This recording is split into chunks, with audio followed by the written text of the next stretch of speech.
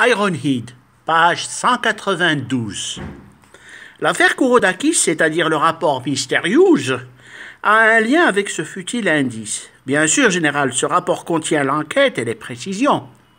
Carla a été tuée par une fléchette empoisonnée. Il y aurait donc une relation entre ces trafiquants de drogue et ces visiteurs venus de l'espace, dit Stevenson. Très juste, rattrapa Wilde. J'en conclus donc que nos amis, les extraterrestres, seraient coupables de trafic de drogue, conclut Harry. Impossible, général, des intelligences, celles dont nous avons établi le contact secret, ne laisserait aucun crime impuni, dit Wilde. Très juste, juste 1000 fois. Ce n'est qu'un hasard. La faute est bien qu'humaine, expliqua le général de l'US Air Force en souriant.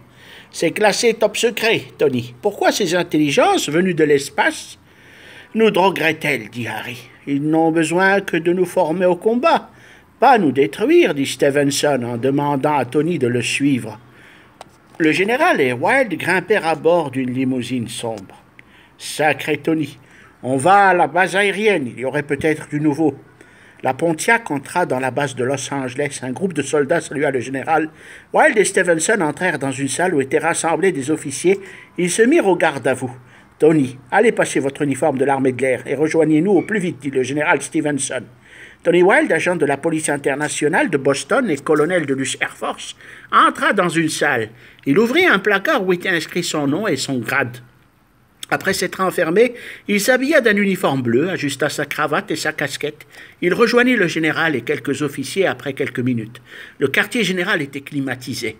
Wilde s'assit doucement. Le général Harry entama une longue explication. « Messieurs les officiers, un fléau terrible nous menace tous. Des enquêtes de police ont abouti à définir un poison qui nous tue alors que nous pouvons vivre mieux. En un mot, le trafic de drogue. Le colonel Wilde est en même temps dans la police internationale. Certains faits et événements nous ont amenés à découvrir un trafic d'héroïne lors de notre investigation dans le rapport Mysterious par simple coïncidence. L'armée doit établir des actions afin d'entraver ce fléau qui porte atteinte plus que ne le feraient des soldats ennemis armés contre notre nation.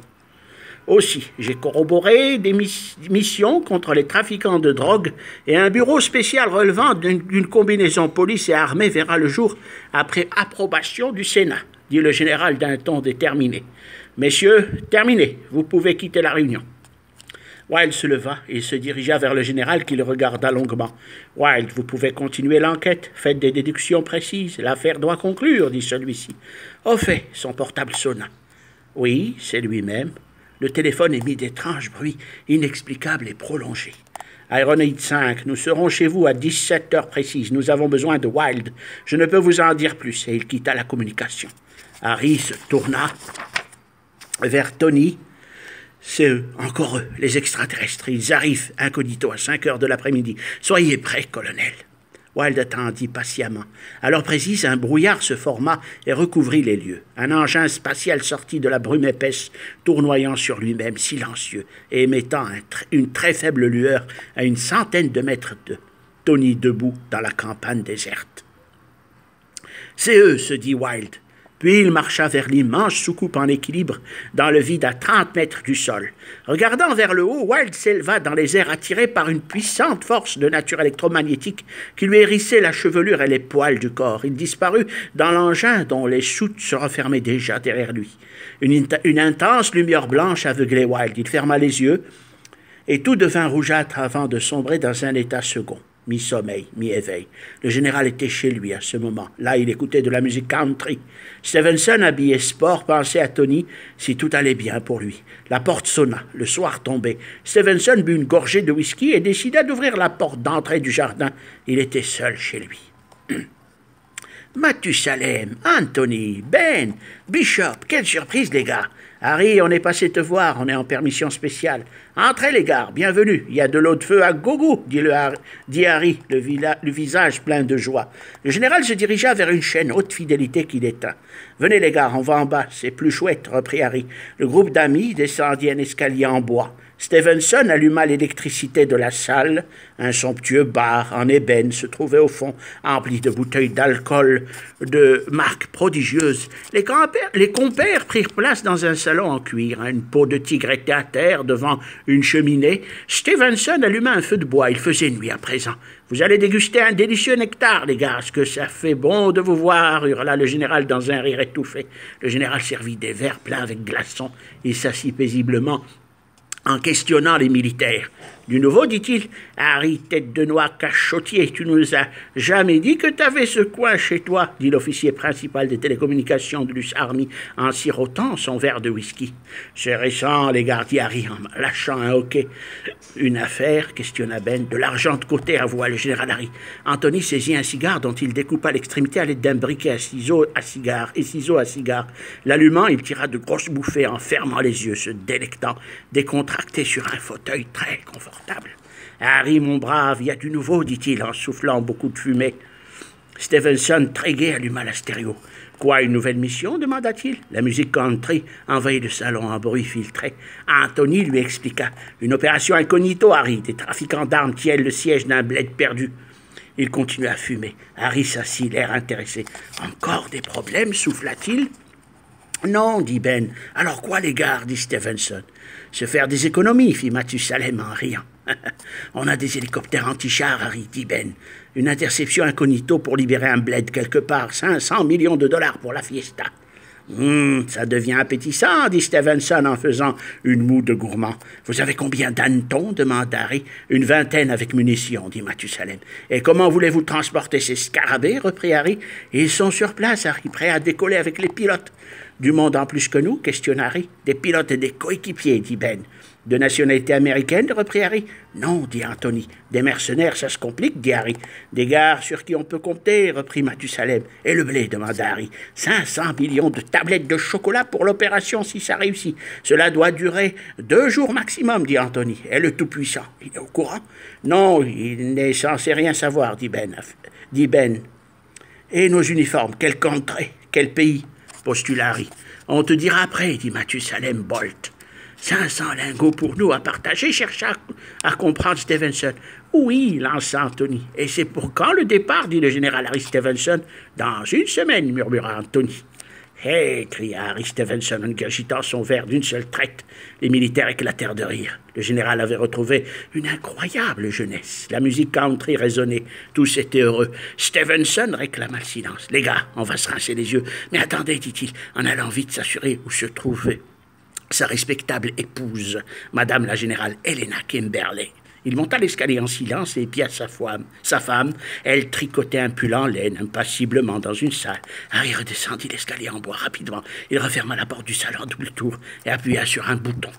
Tête d'Orquin, ma femme est occupée. On va voir des femmes nues sur diapositive et c'est des robes de superbe mécanique, dit l'homme âgé. Harry brancha un appareil, dit « Wow, ça c'est de la bonne femme !» L'écran multiplié à la vitesse de projection et des pin-up défilaient avec les logos Penthouse, Playboy et lui. Mathusalem avait le regard brillant. Il souffla. « Ça c'est de la bonne, fit-il en écarquillant les yeux ravis. Pendant ce temps-là, Tony Wilde arrivait sur la station spatiale. Ironhide 2 le reçut. « Bienvenue, colonel Wilde, dit Ironhide 2. Les habitants d'Uranie le préparèrent au combat, remis en forme par les extraterrestres. Le colonel s'installa à bord de l'intercepteur et, attendant l'ordre, se dirigea vers la zone des combats. « Colonel, ici Ironhide 5, vous allez être propulsé vers une région de l'espace où des Sidoniens sont en présence, une porte spatio-temporelle, un couloir échappant à la logique du temps. » fit la voix de l'Uranien, dont le timbre métallique chantonnait dans les tympans de Wilde. Le chasseur de haute technologie extraterrestre franchit ce qui semblait être un trou noir contrôlé et se retrouva devant des chasseurs stellaires de Sidonia, une dizaine peut-être un peu plus répartis en formation de combat.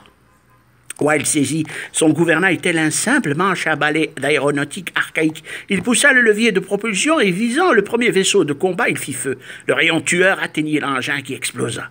Toujours en alerte, Wilde évita les débris et décrivant un looping, il se trouva face à 2 autres chasseurs galactiques dont les pilotes étaient surpris de voir un engin inconnu manœuvrer de la sorte. Il les abattit l'un après l'autre. Les Sidoniens n'avaient aucune emprise sur lui. Il continua Son combat y détruit l'escadrille de chasseurs sidoniens.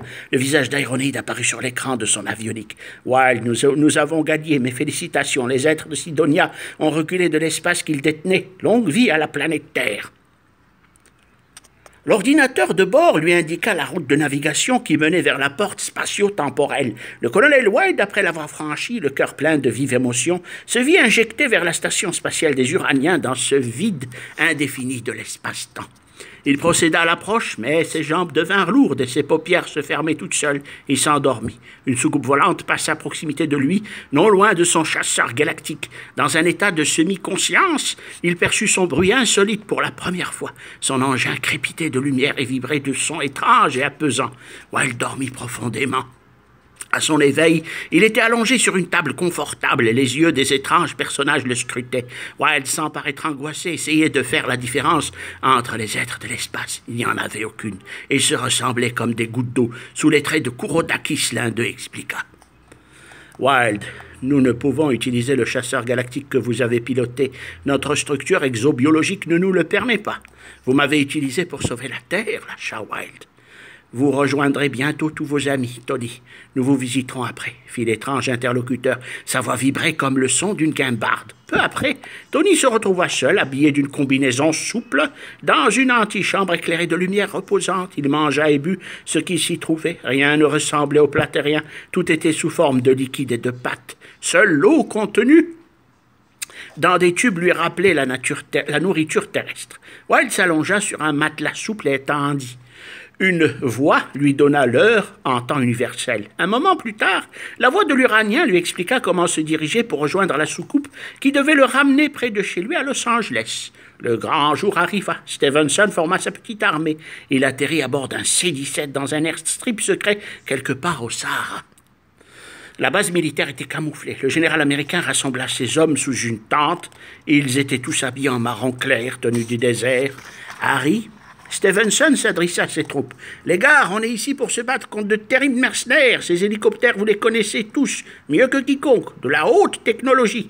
Nous allons faire des expéditions punitives contre une organisation extrêmement bien entraînée pour la guerre des sables.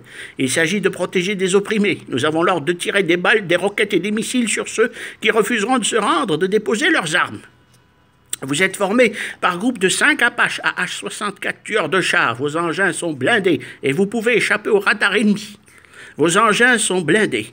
Notre armada est constituée d'un grand nombre de machines. N'hésitez pas à ouvrir le feu pour vous défendre si ces crapules veulent vous faire la peau. Nous allons tenter une offensive furtive pour détruire nos ennemis et les ennemis de la liberté. Sachez que vous avez devant vous des terroristes. L'opération Valkyrie doit être un succès. Mettant son casque, il se dirigea vers la machine. Il s'assit dans le cockpit. Un lieutenant de l'armée à ses côtés. Stevenson le regarda. Il fit un clin d'œil et appuya sur le Starboard Engines qui s'activa en un instant. Il ferma la porte de l'Apache, attacha les ceintures, lisant la checklist et vérifiant l'armement. Son second déclencha le RPM, rotor et moteur poussant le VSI à atteindre 3 unités. L'altimètre commença à tourner doucement dans le sens des aiguilles d'une montre. L'hélicoptère militaire s'éleva dans le ciel. Le général reçut des messages par radio. Il consigna un mot de passe à haute voix. Derrière lui, une cinquantaine le suivait dans l'ordre à la même altitude. Après 1 heure de vol, un message satellite donna les positions ennemies. « Ils sont à 1 demi-heure de vous, Stevenson. Rentrez-leur dedans, les gars. » La bataille commença. Harry, les nerfs à fleur de peau, ouvrit le feu de son canon sur des positions terrestres. Volant à 190 nœuds, l'essaim décima une trentaine d'engins blindés de toutes sortes. Chars, camions et citernes. La position de l'armée d'hélicoptères changea telle une série de figures romaines. Harry envoya 20 scarabées formant un cercle autour des mercenaires. Il les encercla. Les missiles Hellfire faisaient mouche toutes les 2 minutes. « Des hélicoptères ennemis arrivent, dit la radio. Préparez-vous à les recevoir et sachez que vous allez être gâtés. » Des hélicoptères d'attaque de fabrication russe et française approchaient de la zone de combat. Mais l'armée du général Harry était mieux formée. Un Hind explosa sous le missile Sidewinder que la tête de dinde d'Harry avait visé. « Oups, un de moins, encore un autre de ces oiseaux, dit Harry, en sifflant un cul sec de whisky à l'abri de Tourgar. « Ah, c'est rude bonbon, les gars, de mourir ainsi, dit celui-ci. « Qui te parle de mourir, lui lança Anthony. L'opération Valkyrie s'acheva tard la nuit. Aucun hélicoptère de Stevenson ne fut abattu. Il ordonna la fin des opérations et le retour vers la base. Les hélicos volaient à ras-motte. Les Yankees chantaient. Après une splendide victoire, les scarabées se posèrent en douceur. Un F-117 vola en cercle pour s'assurer que l'ennemi était hors d'état de nuire. « Vous avez fait un sacré boulot, Harry, dit un général. « Allô, Harry, mes félicitations, vous pouvez entrer à la maison, dit le Pentagone. « Bien, l'opération Valkyrie a réussi, reprit le général en s'adressant à ses troupes, parlant fort dans un talkie-walkie spécial. Le colonel Mathusalem lui prit l'épaule dans sa main. « Regardez, Harry, c'est pour vous que cet oiseau-là est ici. » Mathusalem Bolt lui indiqua le F-117 en finale de la piste d'atterrissage. L'avion espion réduisit ses gaz, il ouvrit les volets et sortant les trains d'atterrissage, il se posa doucement sur la piste. « Vous devez rejoindre l'USS Nimitz qui attend tranquillement à 4 heures de vol dans l'Atlantique, » dit Mathusalem en souriant. Harry le regarda, puis sans dire un mot, le quitta vers un lieu de repos. « J'ai sommeil, dit-il. » Il se dirigea vers une tente et s'endormit. Pendant 1h30 environ, Anthony Barch le rejoint dès qu'il fut réveillé. « Général, votre avion est prêt à décoller. Je vous remets ses cachets. Vous dormirez à l'intérieur de l'avion drone, » lui dit le général Barch. Harry s'équipa dans un quartier général à l'abri. Il avala 2 pilules de somnifères et mettant un casque, se dirigea vers l'avion Stilt F-117. Il s'assit dans la cabine et boucla les ceintures. Harry abaissa la verrière teintée en pensant qu'il n'avait plus l'âge de jouer les héros et que dormir après auprès de sa femme lui aurait été certainement plus avantageux. « Vous êtes dans un avion drone, général, détendez-vous » dirent les transmissions radio. Rejetant sa tête en arrière, Stevenson sentit son esprit balancer vers le sommeil. Les réacteurs du F-117 chauffaient en crescendo. L'avion drone roula au ralenti sur l'airstrip. Il décolla au bout de quelques minutes. « Vous intégrerez le Nimitz dans 4 heures, dit une voix du contrôle de pilotage venant d'un satellite militaire. Harry dormait paisiblement. « Changement de programme, dit une voix dans un pupitre du Pentagone. On nous indique une escadrille d'avions hostiles proche de lui. Ramenez Stevenson à l'airstrip. » Le F-117 version drone vira de quelques degrés et changea sa course. Il se posa après quelques heures sur la piste. J'ai reçu l'ordre de ramener le général Harry Stevenson à l'étape initiale. 98% de choses l'empêcheront de se poser sur le Nimitz. Ordre spécial. Harry se réveilla. Il était à son point de départ. Il essayait de comprendre. La verrière du cockpit s'ouvrit. Ben et Anthony étaient là à le regarder. « Harry, changement de programme. » dit l'un d'eux. Ben lui tendit un portable. « Le Nimitz n'accepte pas des avions comme celui-ci, » expliqua un officier du Pentagone. « Terminé, Major Buck Terrence du Pentagone, » reprit l'officier. « Ok, fit le général en quittant l'avion drone. La nuit se passa bien. » Harry dormit tranquillement. Au petit matin, il prit un petit déjeuner copieux. Mathusalem parla de cette mission. « Harry, notre mission a réussi. Toutefois, il reste cet incident d'hier. Cette affaire est spéciale. Nous devions opérer pour autre que le gouvernement des États-Unis. Pourquoi le Pentagone s'est-il infiltré dans nos opérations de type mercenaire ?» demanda celui-ci. « Il y a eu erreur, Harry, dit Ben. Une fuite ou une erreur ?» Harry, reprit Anthony. « C'est un hasard, tout simplement, expliqua Mathusalem. On repart en C-17, les gars, avec 100 millions en prime, dit Harry à voix haute, après avoir éteint son portable rouge. « Ha ha ha ha ha, fit Mathusalem. « Dans la poche, les gars, fit Ben. Cette fois, on a touché un sacré jackpot, fit Anthony. L'énorme silhouette du C-17 vibrait sous le soleil. Harry et ses soldats grimpèrent à bord. Ils mirent des casques et s'assirent confortablement à l'intérieur. Le C-17 souleva son poids du sol après une accélération et un bruit strident. « En direct vers Bruxelles, les gars, fit Harry, en sirotant une gourde de whisky la passant à ses amis de guerre. La pluie mouillait les trottoirs des rues. Dans une avenue, Stevenson marchait paisiblement en tenue civile. Ses cheveux blancs étaient mal peignés. Il s'arrêta devant une cabine téléphonique, inséra une carte et composa un numéro. La voix grésilla dans l'écouteur. « 100 millions de dollars, généraux. Comme convenu, vous les toucherez dans une banque d'Europe. À vous de la trouver. » La voix raccrocha. Harry se pourlécha les babines. Il s'arrêta devant un drugstore et s'acheta des cigares qu'il mit dans une poche de son pardessus. Regardant les automobiles passer, il appela un taxi. « Emmenez-moi vite à cet hôtel, » commanda-t-il en grimpant à l'arrière. Le taxi fila rapidement. Harry se délectait de son gros cigare, étendu à l'arrière de la luxueuse Mercedes. « Vous êtes américain ?» demanda le chauffeur. « Oui, » fit Harry, en soufflant de la fumée. « Je suis bruxellois. Je peux vous indiquer une adresse du beau spectacle, un café-théâtre. »« Non, allez à l'hôtel, je vous prie, » dit Harry. Dans le hall d'entrée, assis tranquillement sur des canapés, Ben, Mathusalem et Anthony attendaient dans la quiétude. Harry entra à l'hôtel, le cœur plein de joie. Il allait toucher 100 millions de dollars. Ses yeux brillaient et jeta un coup d'œil furtif à ses compères et vint s'asseoir discrètement à leur côté. Mathusalem le regarda et sourit. « Salut, Harry. Vous êtes arrivés, les gars, à ce que je vois. On sera payé demain, fit Harry en serrant les dents pour ne pas éclater de rire. « Il y a du nouveau, Harry, dit Anthony Barch. » Quoi donc, une nouvelle mission? Non, Harry, on va se faire une petite cuite. Eh, cela me ferait plaisir d'y participer, fit un personnage de gris habillé. Ça alors, Peter Bishop, dit Harry en souriant. Je connais un coin plein de filles super, des munitions de Marines, dit le Britannique. Le groupe d'officiers loua une voiture luxueuse et sortit la nuit à Bruxelles. La pluie s'était mise à tomber. La Mercedes 500 roulait dans les avenues de Bruxelles. Harry saisit un portable et regarda sa montre. Minuit, dit-il, et il composa un numéro 999900999. Ça y est, les gars, j'ai le numéro de compte. Un son strident sortit du portable, suivi d'une voix. Votre compte est de l'ordre de 100 millions de dollars, payable aux États-Unis. Ding dong. Ça y est, les gars, j'ai touché, dit Harry en rigolant. Le lendemain, le général s'acheta un costume élégant. Et après avoir enduit sa tête et son visage de parfum, il rejoignit ses amis. Ils écoutaient le récital d'un piano dans un coin calme de l'hôtel. Peter Bishop buvait du whisky rare, il était gai, son regard se posait sur une charmante demoiselle de 29 printemps, apparemment seule et cherchant l'aventure ou un simple réconfort. Au bout de quelques instants, ils s'enfuirent discrètement, bras dessus, bras dessous, à la manière des grands-papas. Ils n'étaient pas mariés et se disaient « Cette cover girl est un gadget d'amour de la plus haute technologie ». Peu après, un coup de téléphone pour Harry sonna. « Général Stevenson, ici l'OTAN. » La voix fut interrompue par celle d'Ironide. « Général, nous avons de nouveau besoin de vous. Dans 3 jours, venez rejoindre le colonel Wilde. Il doit agir pour nous une nouvelle fois. » Et la voix raccrocha. Harry sentit les poils de ses cheveux s'hérisser. Le général s'acheta un Browning.